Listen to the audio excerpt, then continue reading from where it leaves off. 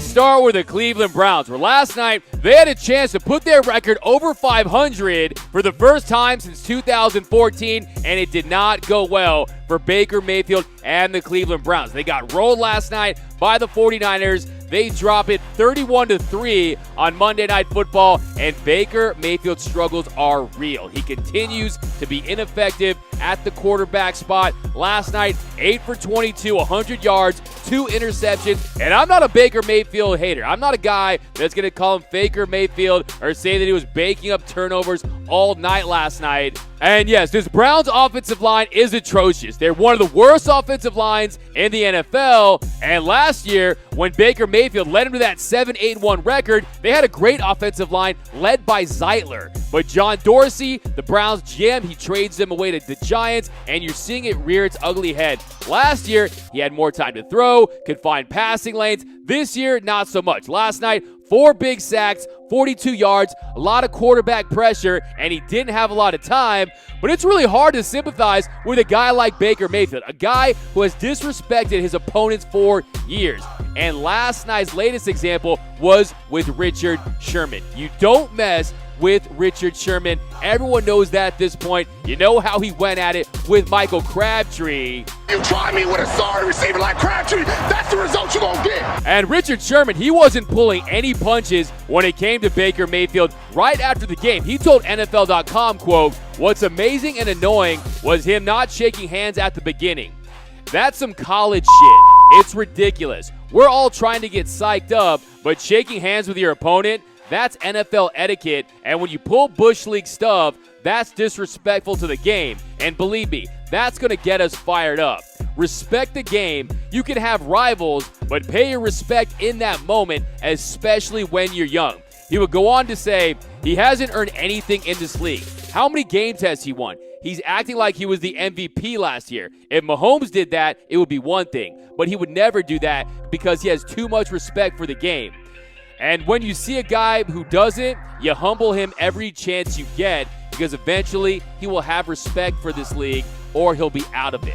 And fittingly, Richard Sherman picked him off later in the game, and then it was time for Nick Bosa to exact his revenge on Baker Mayfield. So if you remember, back in 2017, Baker's Sooners, they go up to Columbus to take on Nick Bosa's Buckeyes. Sooners got the best of the Buckeyes that day, and how did Baker Mayfield celebrate? He took that gigantic Sooner flag and planted it right in the middle of that block O, and Nick Bosa never forgot. Yesterday, Nick Bosa was an absolute beast. Nick Bosa looks like he's the best lineman in the NFL right now. Yesterday, 4 solo tackles, 2 sacks, 3 tackles for a loss, 5 QB hits, a fumble recovery. And if you look on Pro Football Focus, he's number 1 in the NFL right now with pass rush productivity. This guy gets it done. He is an absolute animal on the line. And you saw, look, the Browns, they're the dog pound. Nick Bosa was treating Baker Mayfield like his chew toy last night. Late in the second quarter, Nick Bosa sacks Baker Mayfield. And what does he do? He breaks out that imaginary flag and mimics that celebration where he's waving the flag and then he plants it in that Levi's Stadium turf. Mayfield taken down again as he just gets rid of the ball. And it was Bosa. What a first half out of this rookie. It's Mayfield who planted the flag up at Ohio State. Bosa getting revenge. He gets his revenge. Here's Bosa talking about that celebration yesterday. I think everybody knows what that was for. Just wanted to get payback. I was kind of trying to talk. I don't usually talk, but this game, he had it coming. So, but he didn't say one word back. So, What did you say? I was just screaming his name like Baker, Baker, you good? Come on, pick it up. We want a challenge. And then Baker Mayfield, who always has a lot to say, didn't say very much about it in his press conference after the game. Check out Baker Mayfield responding to that Nick Bosa celebration. No, I didn't know that till I was informed before I got up here. Good for him. Good play. And he has just not delivered. Baker Mayfield, number 1 pick, a guy heralded as his franchise-changing leader. This year, he's completed 59% of his passes for 1,147 yards, 4 touchdowns to 6 interceptions. Last night, a QB rating of 13.4.